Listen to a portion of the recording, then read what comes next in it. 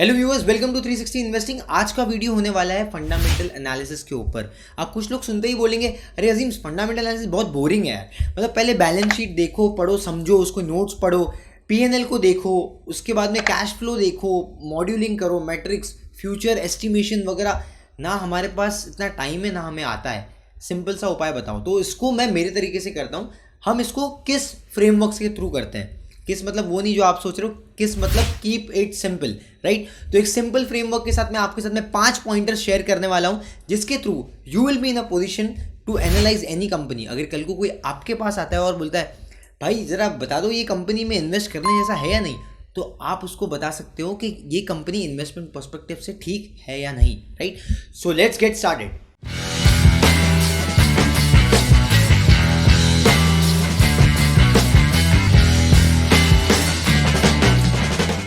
तो गाइस, सबसे पहले हमें जो देखना होता है कोई भी कंपनी को एनालाइज करने से पहले, ये देखना होता है कि आपको वो बिजनेस क्या एक्चुअली कैश फ्लो जनरेट कर पा रहा है, क्या रेवेन्यू जनरेट कर पा रहा है या नहीं, ठीक है। तो इसको मैं आपको कोई भी जार्गन्स या कोई फॉर्मूला के थ्रू नहीं बताऊंगा, इसको सिंपल कहानी की तरह समझते हैं so that any layman can understand.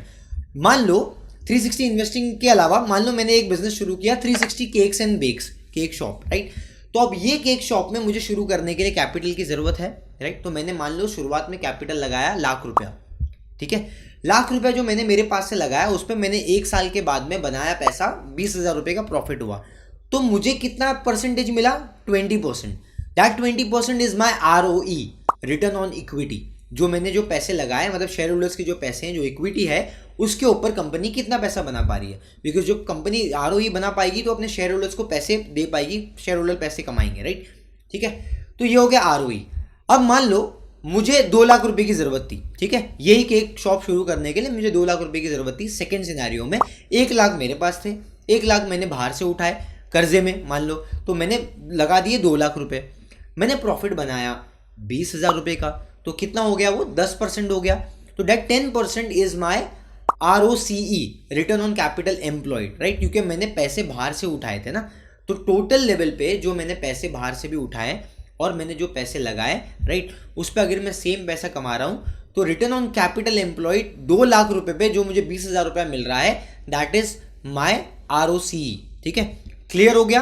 तो return on capital employed positive होना, हेल्दी होना, ये बहुत ज़रूरी है। देखिए बीच बीच में आपको मैं की पॉइंटर्स देना चाहूँगा, क्योंकि ये की पॉइंट्स अगर आप समझने लग जाओगे तो बिजनेस को एनालाइज करना ईजी हो जाएगा। एट टाइम्स आपको अपना दिमाग भी लगाना पड़ता है, अपना एक्सपीरियंस लगाना पड़ता है। आप में से जो मेरे चैनल पे फर्स्ट टाइम आया है, मुझे पहली बार देख रहे हो, मेरा नाम अजीम है और बेसिकली यहाँ पर हम अलग अलग टॉपिक्स कवर करते हैं हमारे चैनल पे। अगर आप जाके देखोगे, एक्सप्लोर करोगे, 2 मिनट लगेगा एक्सप्लोर करने के लिए। अगर आप इस वीडियो के बाद कर सकते हो, you will find lot of valuable content, technical analysis, case studies, बहुत सारे हमने फंडामेंटल के ऊपर कुछ वीडियो बनाई है। तो ये सब आप खुद के लिए एक्सप्लोर कर सकते हो और मैक्सिमम वैल्यू गेज कर सकते हो। अभी तक सब्सक्राइब नहीं किया है तो सब्सक्राइब कर सकते हो, बेल नोटिफिकेशन को भी हिट कर दीजिएगा। अब हम आगे बढ़ते हैं। तो मैं आपको ये बोल रहा था कि मान लो ROCE, ROE जो कंपनीज में पॉजिटिव होती है, अच्छी होती है, वहाँ पर आपको ग्रोथ अच्छी देखने मिलेगी। लेट्स से फॉर एग्जांपल कुछ अच्छी कंपनीज का नाम लो, तो TCS हो गया, एशियन पेंट्स हो गया, राइट।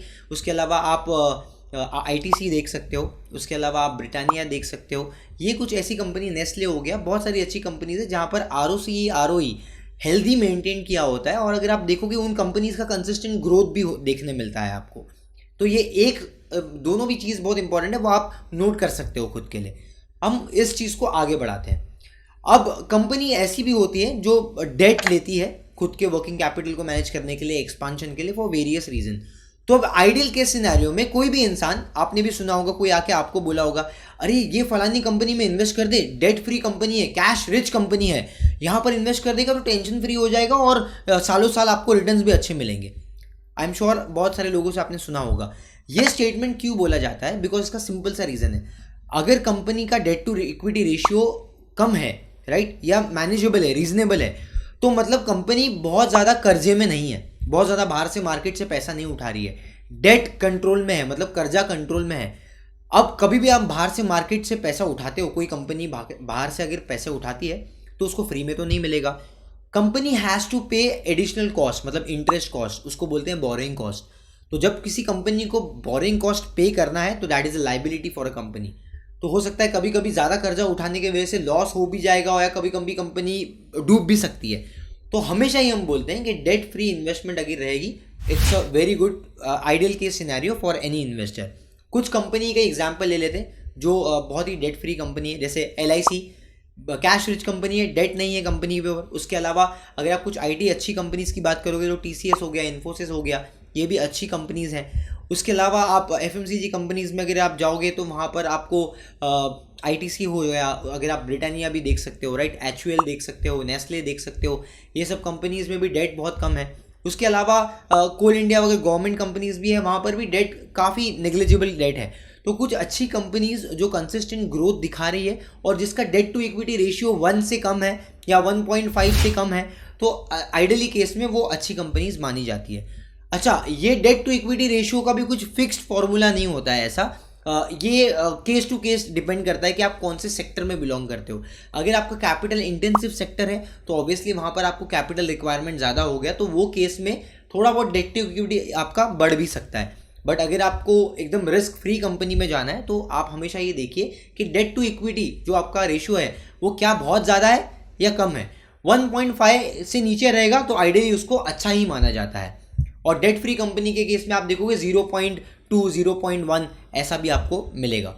अब मैं आपको लेके चलता हूँ स्क्रीनर पे, जहाँ पर हम देखेंगे डेट टू इक्विटी कैसे आप एनालाइज कर सकते हो, और उन कंपनीज के रेफरेंस में उनका ROC और ROE भी देखेंगे। सो लेट्स से अभी हम यहाँ पर स्क्रीनर पे, और मैंने, आप अगर देख पा रहे हो तो यहाँ पर मैंने एक क्राइटेरिया फुलफिल करने के लिए यहाँ पर डाल दिया है कि हाई ROC और हाई ROE वाली कंपनी मुझे चाहिए। तो हमारे सामने अभी लिस्ट है कंपनीज की जिसका ROC और ROE हाई है, ठीक है। तो यहाँ पर अगर ये केस में देखोगे, नेस्ले का ROC देखो 137, राइट, हेल्दी ROC। उसके अलावा लाइफ इंश्योरेंस कंपनी, इसका 3 इयर्स का एवरेज जो है 199 है, और अगर ROC 148 देखोगे। उसके अलावा नीचे आते हैं कोलगेट पाल्मोलिव, राइट, कोलपाल में अगर आप देखोगे यहाँ पर 79 का ROC है, ठीक है। पेज इंडस्ट्रीज़ यहाँ पर आ गई। पेज इंडस्ट्रीज़ का अगर आप ROC देखोगे तो 53 है। तो जैसे मैंने आपको बोला, अगर 25-30 के ऊपर है ROC तो दैट मीन्स कंपनी का जो पोजीशन है इट्स रियली गुड, मतलब रिटर्न अच्छा बना रहा है और शेयर होल्डर्स का वहाँ पर वेल्थ क्रिएशन होने का पॉसिबिलिटी अच्छा है।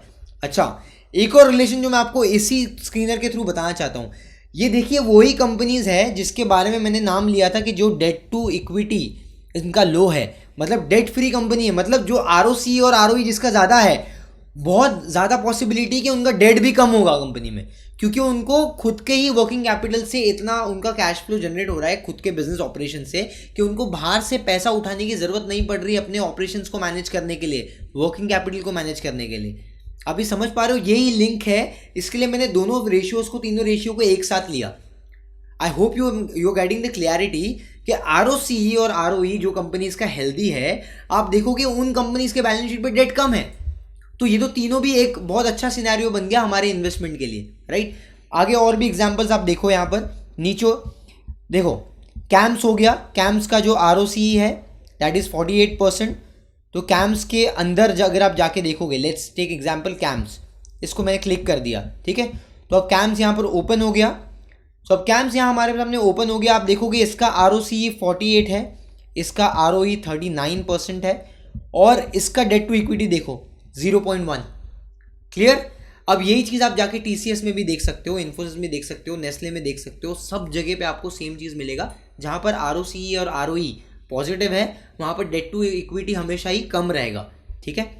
अब नेक्स्ट एक और इंपॉर्टेंट चीज़ आती है which is your EPS, earning per share. ये बहुत इंपॉर्टेंट है बिकॉज कभी भी आपको कंपनी के ग्रोथ प्रोस्पेक्ट्स और उनके मोमेंटम को देखना है तो आपको EPS ट्रैक करना ज़रूरी है। EPS होता क्या है? अर्निंग पर शेयर, मतलब अर्निंग्स, कितनी अर्निंग्स हो रही है कंपनी की divided by number of shares, net profit divided by number of shares, ठीक है। ये इसका फॉर्मूला है। तो अब net profit divide by number of shares ये हम क्यों करते हैं?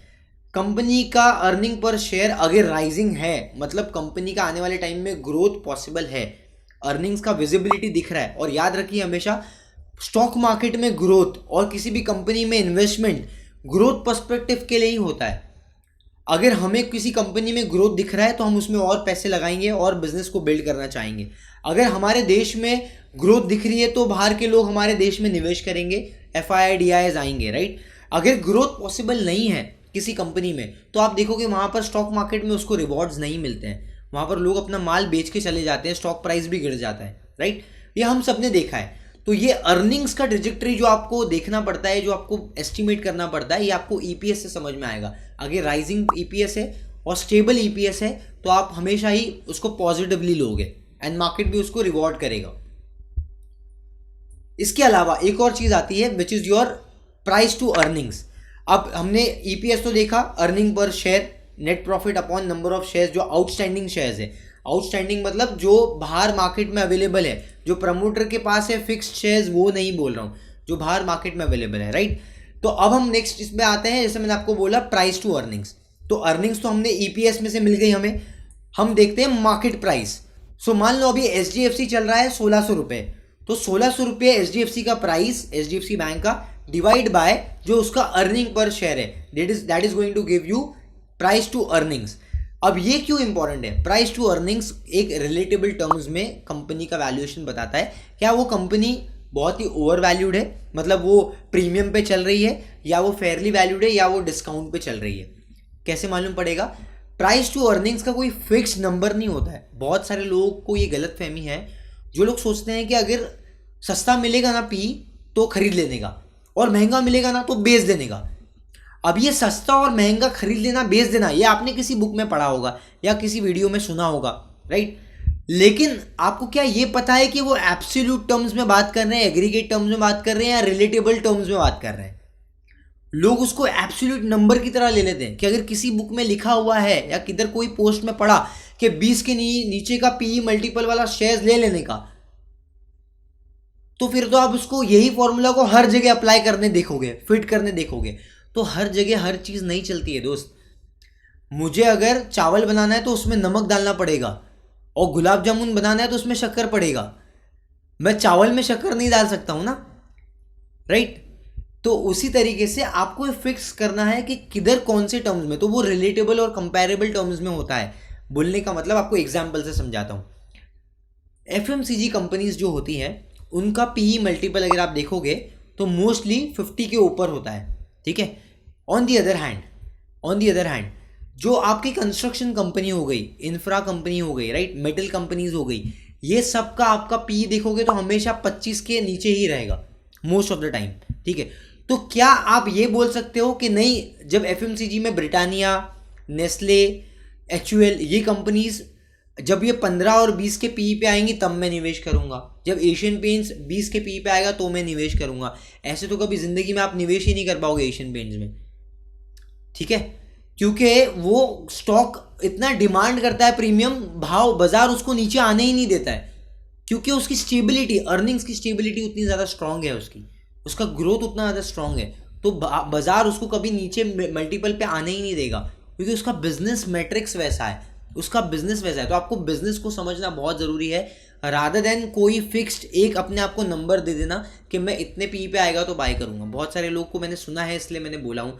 आप भी अगर ये कुछ चीज़ कर रहे हो तो आप रेक्टिफाई कर सकते हो। 8 से 10 साल का जो मेरा एक्सपीरियंस है मार्केट में, बहुत सारे लोगों के साथ में मैंने कॉन्वर्जेशन किया है, क्लाइंट्स मैनेज करते हैं, हम फंड्स मैनेज करते हैं, तो मुझे पता है कि ये चीज़ें होती हैं मार्केट में, इसलिए मैं आपको बता रहा हूँ। इट इज़ नथिंग न्यू कि मैंने अभी अभी ये रियलाइज़ किया है। ये चीज़ें आप बैक टेस्ट करके देख सकते हो, अब हो रही हैं, ऑलरेडी होती हैं। आप देखिए कभी भी कौन से टाइम में आपका एशियन पेंट्स का या आपका नेस्ले का PE आपको 20 से 30 के नीचे मिला है, you won't find it, right. तो बेसिकली PE मल्टीपल के ऊपर मैं और एक डिटेल केस स्टडी भी लेके आने वाला हूँ, और डिटेल में एनालिसिस करने वाले हैं हम यहाँ पर, इसी चैनल पे मैं अपलोड करने वाला हूँ। PE इन्वेस्टिंग कैसे करना है। काफ़ी लोग बोलते हैं PE इन्वेस्टिंग शायद कहीं पे वर्क करती है, कहीं पे नहीं, लेकिन PE इन्वेस्टिंग हर जगह वर्क करती है। उसका एक अलग प्रोसेस होता है, वो हम यहाँ पर समझेंगे इसी चैनल पे आने वाले टाइम में। काफ़ी सारे हम वीडियोस लेके आने वाले हैं इकोनॉमिक केस स्टडीज़ के ऊपर, फाइनेंशियल लिटरेसी और फाइनेंशियल इन्वेस्टमेंट्स के ऊपर, जो आप प्लानिंग कर सकते हो खुद के लिए, उसके ऊपर वीडियोस आने वाली है। टेक्निकल एनालिसिस स्ट्रैटेजी, जो ट्रेडर्स हैं, मेरे भाई बहन जो लोग इंटरेस्ट रखते हैं कि आने वाले टाइम में कि वो ट्रेडिंग करके पैसे बनाएं, उसके ऊपर भी स्ट्रैटेजीज और फ्रेमवर्क्स इस चैनल पे हम लेके आने वाले। Lot of content for you guys in the upcoming future. तो अभी तक अगर सब्सक्राइब नहीं किया है चैनल को तो वापस बोल रहा हूँ, सब्सक्राइब कर दीजिए। Also hit the bell notification. See it's a win and win situation for you guys. आपको यहाँ से लर्निंग मिलेगा जो आप अपने लाइफ में, अपने ट्रेडिंग इन्वेस्टमेंट में अप्लाई करो और पैसे कमाओ, राइट। बदले में मैं क्या मांग रहा हूँ आपसे, आपका थोड़ा सा टाइम, और मैं चाहता हूँ कि आप खुद के लिए एफर्ट डालो, मेरे लिए एफर्ट नहीं, खुद के लिए एफर्ट डालो। जो यहाँ पर बता रहा हूँ हो सकता है आप नोट्स बना सकते हो, उसको ट्राई करो, बैक टेस्ट करो। ऐसा नहीं है ब्लाइंडली मुझे देख लिया, किसी और को भी देख लिया, आप सबको ही देखने लग जाओगे, सबके व्यूज़ लोगे तो खिचड़ी बन जाएगी। आप 6 महीना मेरे साथ में जुड़ो और आप जो भी यहाँ पर आपको वैल्यू मिल रहा है वो आप अप्लाई करने की देखो। अगर आपको इससे रिजल्ट मिलते हैं, I will be more than happy, right. कुछ आपको सजेशन रहेगा, अगर आपके बारे में कुछ डाउट होंगे तो इस वीडियो के कमेंट सेक्शन में आप मुझे बता सकते हो। अभी तक अगर वीडियो देख लिया है तो उसको लाइक कर दीजिए in order to make YouTube happy, और हमारा भी थोड़ा उत्साह बढ़ जाएगा उससे। सो टिल देन गाइज, मिलते हैं अगले वीडियो में। Keep learning, keep growing with 360 investing. See you in the next video.